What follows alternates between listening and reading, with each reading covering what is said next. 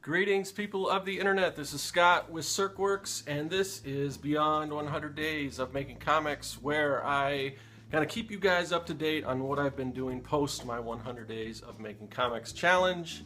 And if you don't know what that is, that's where you would spend at least 30 minutes a day, every day, on your own personal comic book project, and then either blog about it, or do a video, or just update people.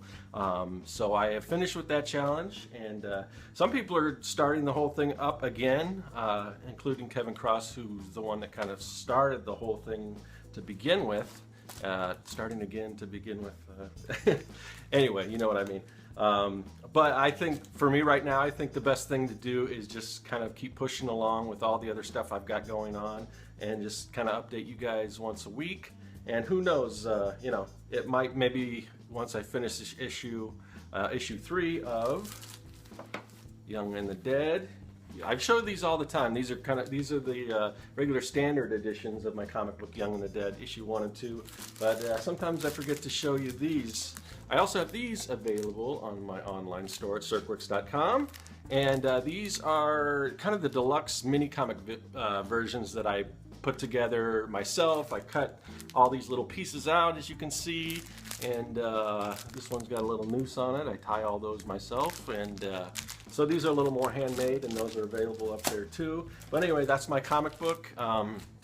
It's basically a kids versus zombie story, and bear with me if you heard that before, but it's kind of like Goonies meets Night of the Living Dead, and it's kind of what I'm into, so it's a fun story for me to tell, and I'm just trying to make time to tell it, or draw it, or both.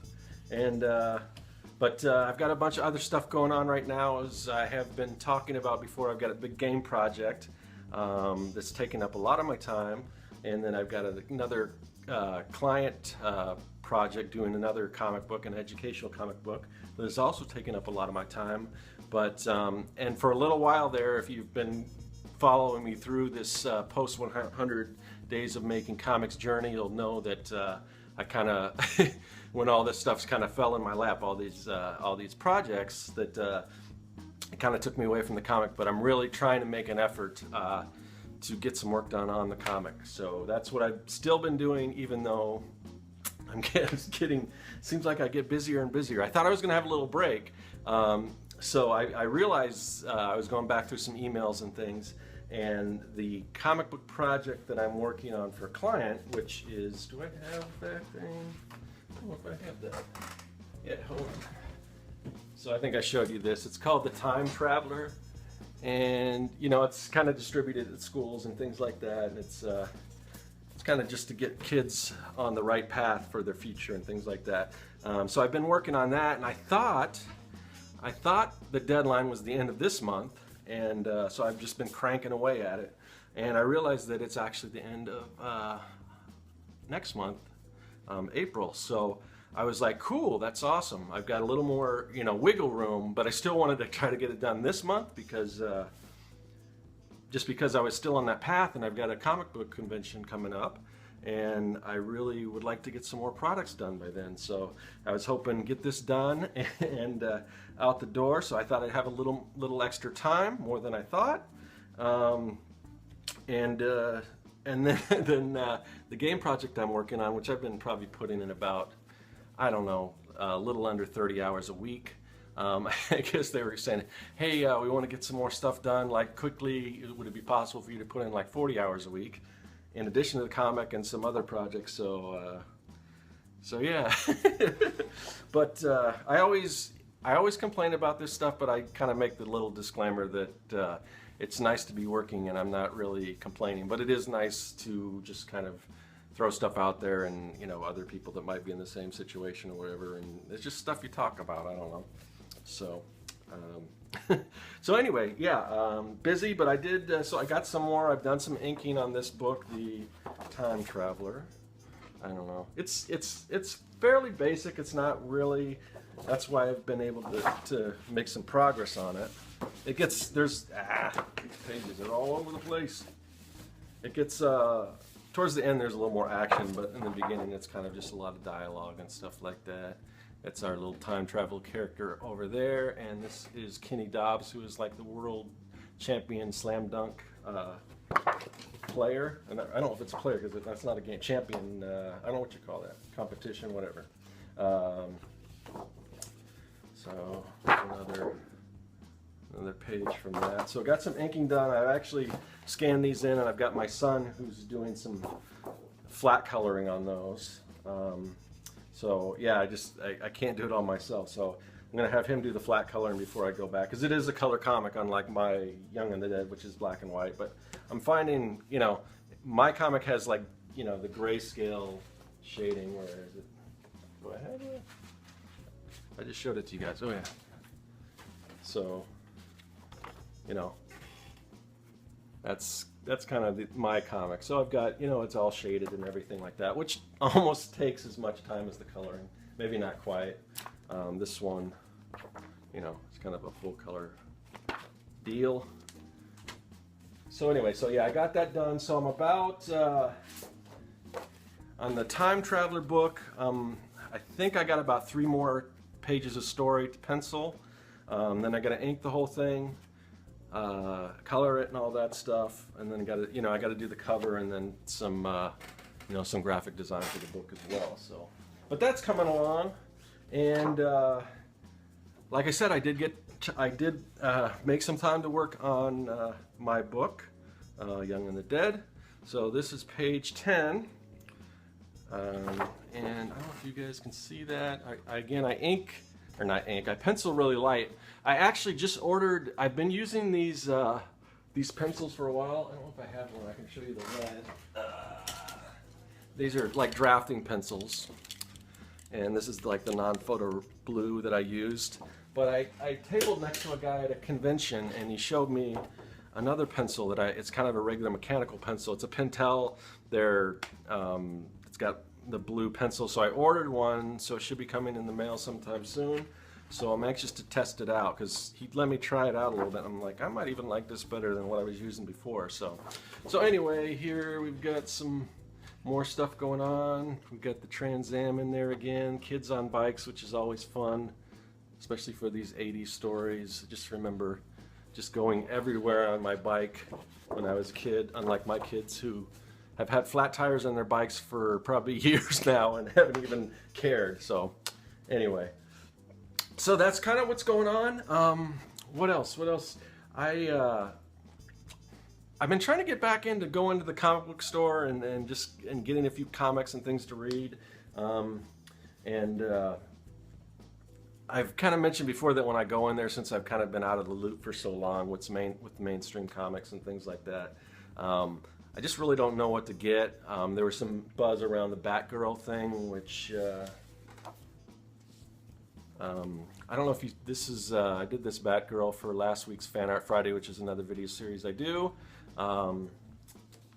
But I just started collecting this Batgirl comic book. It's real fun. I like it. It's weird because I just see like the DC kind of cinematic universe or whatever, everything they're doing, and I'm just thinking it's just not fun at all. And other than, you know, I dug the Dark Knight and all that, because Batman's kind of a darker character. But that's kind of what I like about Batgirl, is that she's not Batman. You know, she's got her own thing, and she's an entirely different character. And this is just kind of a fun read, and I'm liking it a lot. So yeah, so I picked that one up just because it had some buzz around it. And then the other one that I started getting, because I figured since I like that one, I just picked up this, where is it? This Spider-Gwen, which I thought was odd that the comic book was called Spider-Gwen. And I might have mentioned this in a YouTube comment or something. And I thought it was just kind of weird, because doesn't that give away her secret identity? But I guess to everyone in the book, she is Spider-Woman. But you know, it was I like, you know, the artwork's kind of neat. It didn't grab me like the artwork in Batgirl. Me personally, it is great artwork. I mean, you know, but just didn't resonate with me.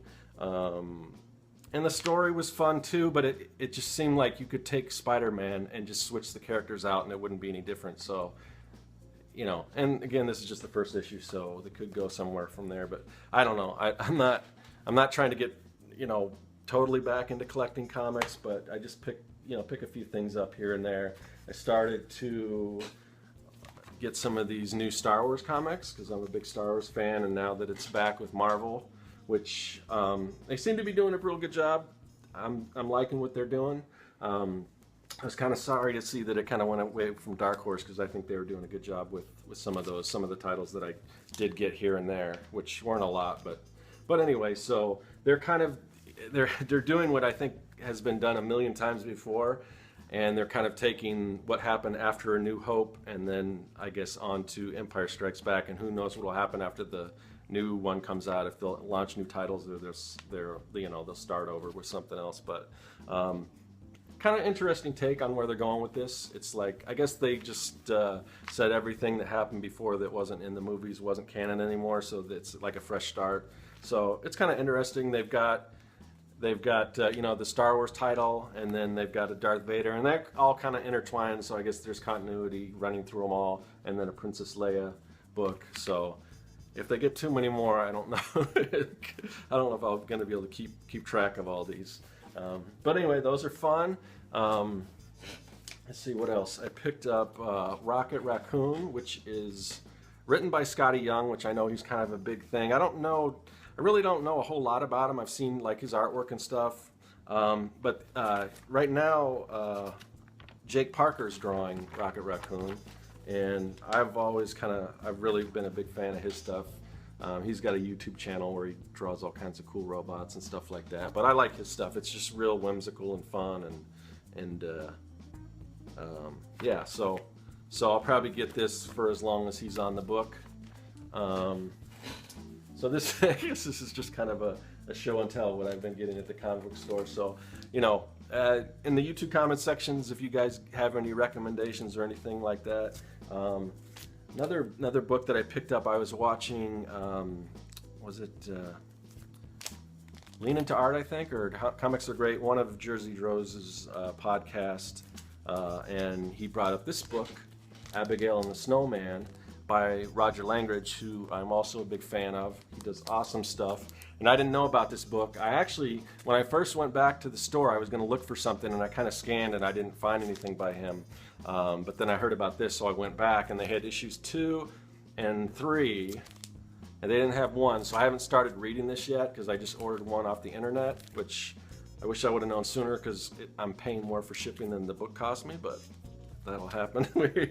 Yeah, I'm looking forward to reading this as well. What else? So I also found this. This is an older comic, so I don't even know if it's still available. It just kind of looked fun. It's called The Family Dynamic, and it was in like kind of the kid or family section, which is where the Roger Langridge books were. And I guess it's an old issue. It was like the comic store I go to, sometimes they'll mix old ones in with the new ones. They'll just kind of have like different sections like family and all that kind of stuff. So this one was from back in '08, but I picked it up because it has a Sean Galloway cover. That's what kind of attracted me to it. If you don't know him, he also goes by Cheeks. And I met him at a comic convention, and I got these books by him, which are, he's got a really, really cool style, kind of an animation style that I really dig. So those, I don't know if you can get those in stores, but I'm sure you can order them off his website. But yeah, and then usually you open up the comic and the artwork's not that great. This one had pretty good artwork. I was kind of, it just looked kind of like a fun version of like a family, you know, or Fantastic Four or whatever. Let me see if I can find, I don't know. It's fun. So, like I said, this is an older comic, but it just caught my eye. What else? So, and then I got some books. I got these. My girlfriend gave me these for my birthday. Snowpiercer, if you haven't seen the movie. Pretty awesome movie. Now, I'm always talking about that I like all ages comics and family stuff, but I like some darker stuff too. I especially like sci-fi stuff, so I really like this movie. And it was based on a French comic book, and it's all been translated into English and everything. So, yeah, really, the artwork's really cool. The unusual thing is, I don't know if you probably can't tell just from this video. I don't know, but the artwork looks really different from both volumes of the book. But the weird thing is, it's this. I looked and it's the same artist. So I don't know if you probably, like I said, you can't. It's hard to tell. I don't know if you can see.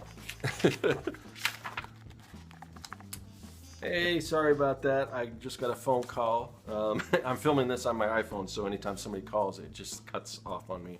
And I know there's a way to turn that thing off, so I won't do that, but I don't know how to do it, and I don't have time to figure it out. So sometimes those things happen. So anyway, that was Snowpiercer, and haven't read it yet, or even had a chance to look at it too much, but I did enjoy the movie, so hopefully I'll get around to that soon.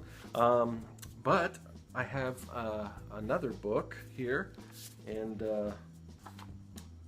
this one's called Masterful Marks, and it's pretty cool. It's got a bunch of different biographies of different comic book artists, and they're all done in, like, here's a story.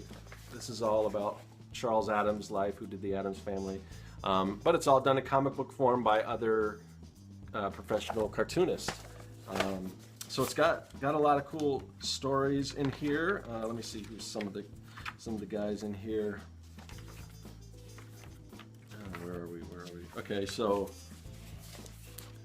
Jerry Siegel and Joel Shuster, who did Superman. Of course, Jack Kirby's in there. Charles Addams, Winsor McCay, Charles Schultz, and it just goes on. R. Crumb, Walt Disney, Dr. Seuss, and a bunch of others in here. World-class, world-famous cartoonists. But kind of a cool book, cool read. I'll kind of see. But anyway, I would definitely recommend this book. So that's probably about all I have to talk about today. Trying to put in as much work as I can on my comic, which I think a page is pretty good. I mean, a page a week doesn't sound like a lot, and it's just, that one's just penciled, but I'm moving along, so that's about the best I can do right now.